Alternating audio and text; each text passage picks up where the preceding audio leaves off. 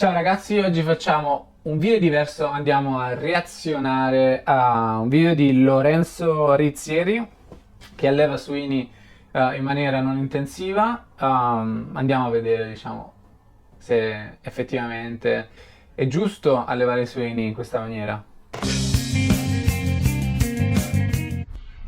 Oggi sono qui nell'allevamento di suini galassogenni della famiglia Manzali e parto proprio da quello che è il punto cardine, quindi da quello che è l'alimentazione, la campagna. Vedete alle mie spalle la campagna perché ho iniziato le riprese da qua, perché questa azienda agricola produce tutta l'alimentazione che dà ai propri animali. Quindi dalla campagna, dalla terra, avviene quello che poi è la produzione, l'alimentazione per questi animali. Passiamo a un secondo passaggio perché oltre a produrre l'alimentazione abbiamo un mulino proprio in azienda agricola dove si fanno tutti quelli che sono gli sfarinati per gli animali. Ma non vedo come l'alimentazione faccia cambiare qualcosa al fatto che sia giusto o sbagliato ucciderli quando crescono. La tonzola appena svezzato a quello che poi sarà il suino adulto. Cambiano le proprietà, adesso andiamo a vedere. Su un adulto si sta parlando di 6 mesi. Adulto è considerato grande abbastanza per essere ucciso e essere fatto a pezzettini. Il mulino. Eccoci di fronte al mulino, vedete l'impianto che serve proprio per macinare. Qua a fianco questi silos dove vengono stoccati il mais e tutto quello che viene prodotto nella campagna. Questo è il risultato di quello che viene prodotto. Qua viene fatto un lavoro in ambiente veterinario dove viene consigliato qual è l'alimentazione più idonea per quello che sono i suini.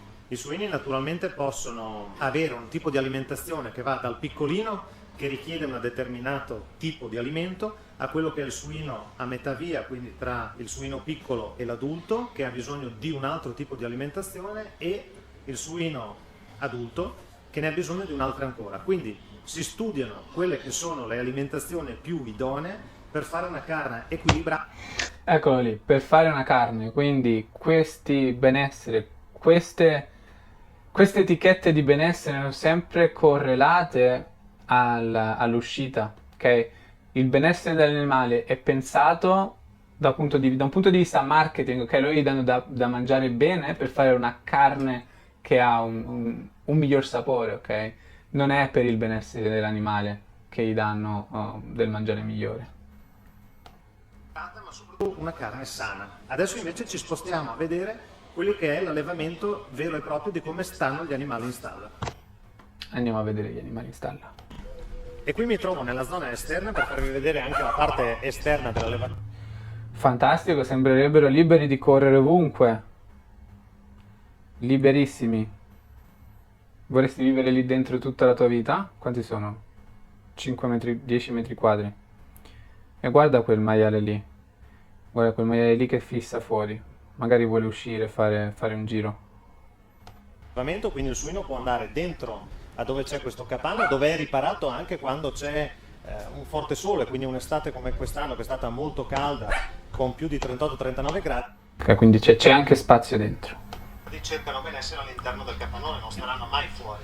Questa, come vi dicevo, è la zona sporca. Il suino qua viene a fare i propri escrementi, ma cerca anche il fresco, quindi nelle zone angolari dove si possa stare, dove c'è più fresco e ci sia più pulizia, si stende per gradarsi e prendersi quelle zone di fresco che lo rassicurano e che mettono il suino in tranquillità. Poi chiaramente è lui che decide quando è il momento di andare dentro o fuori. Lui adesso ha appena mangiato, ha appena fatto il suo pasto ed è venuto fuori. In questo momento sono... Vivono nei loro escrementi, devo dire la verità, non sono sicuro della natura del suino in sé per sé. Quando sono andato in un santuario, i maiali non vivevano nella loro cacca, si sdraiavano piuttosto che nella paglia o erano dentro delle pozzanghere, però non mi è sembrato vederli nella propria merda, quindi io direi che loro sono costretti a scegliere un punto dove fare i loro escrementi, essendo molto intelligenti decidono di farlo fuori e poi fuori è anche dove stanno al fresco, fresco al caldo, non so, prendere aria fresca e insomma sono costretti a stare nei loro escrementi.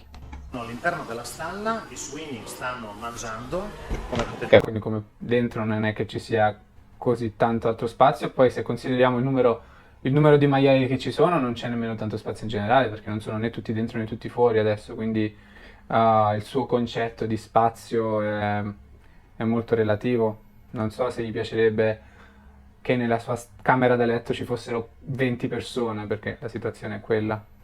Vedere tutti insieme, guardate e notate quello che è il letto fatto tutto di paglia e quella piccola porta dove possono uscire per andare all'esterno a fare i propri Per dare un esempio, nel santuario dove sono stato, ogni maiale aveva la sua casetta.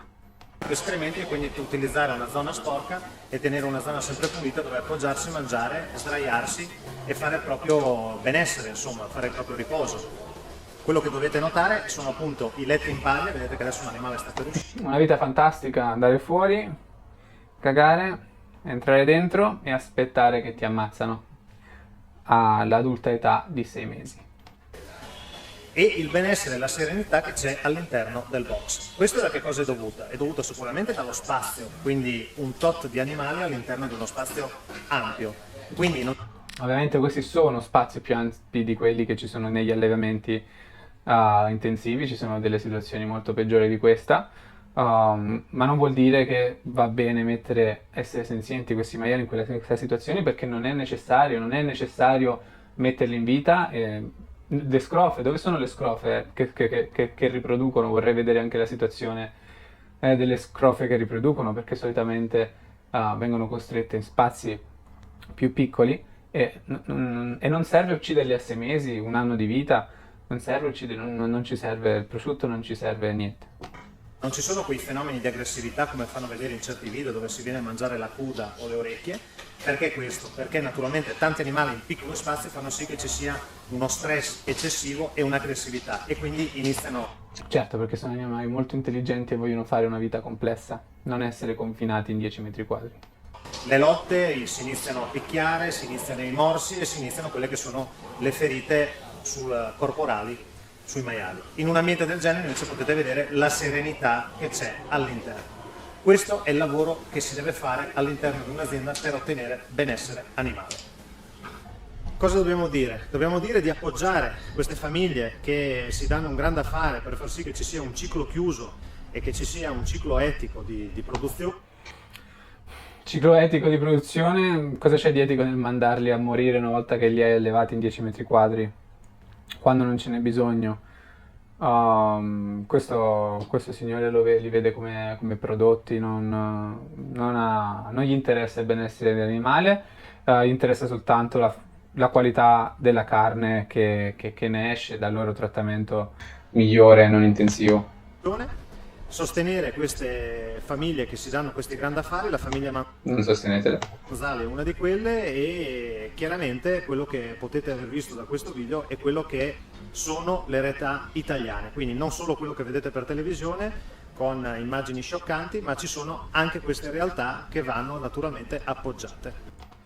Sono anche queste realtà, ma queste realtà, anche se fossero tutte così, non ci sarebbe spazio per vivere per gli esseri umani, non c'è abbastanza spazio per avere realtà del genere in ogni caso. La quantità di richiesta per i prodotti animali è così alta che gli allevamenti intensivi sono l'unica maniera di rispondere a questa richiesta, quindi smettiamola di cercare di fare bene qualcosa di sbagliato perché parte tutto dalla piccola azienda, parte tutto dalla singola gallina dietro casa che ti fa le uova e poi l'ammazzi quando smette di fare uova, anche se ha avuto la vita più bella, ma parte tutto da quella radice.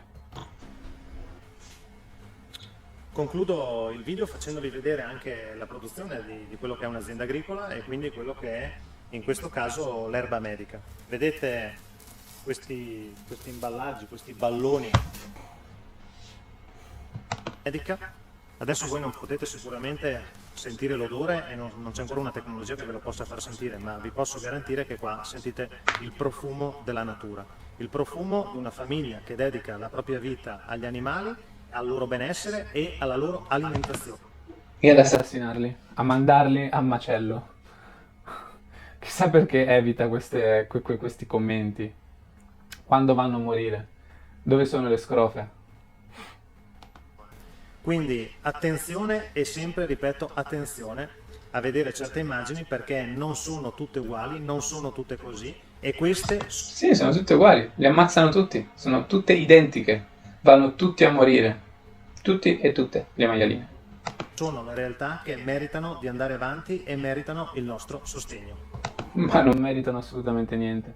Comunque, spero che vi sia piaciuto questo video, spero che passi il messaggio che l'organico, il biologico, free range, cage range, per quanto l'animale possa avere uno step in più di benessere, questo step in più di benessere non è pensato per l'animale, ma soltanto per la produzione di una carne di miglior qualità, o piuttosto che fare un marketing intorno al benessere dell'animale per convincere il compratore che quella è una carne migliore dell'altra, ma vanno tutti a morire. Notare di nuovo come ha evitato di parlare del macello, dell'uccisione, ha usato la parola produzione della carne. Ok, per lui sono solo oggetti agricoltori che parlano di benessere degli animali è un'assurdità, non gliene frega niente del benessere degli animali, gli interessa soltanto del valore economico che quell'animale ha. Se vuoi sostenere il mio lavoro su YouTube, iscriviti, metti mi piace, condividi questo video. Ok, sono qui per aiutare gli animali, per far crescere il movimento. Facciamolo insieme. Al prossimo.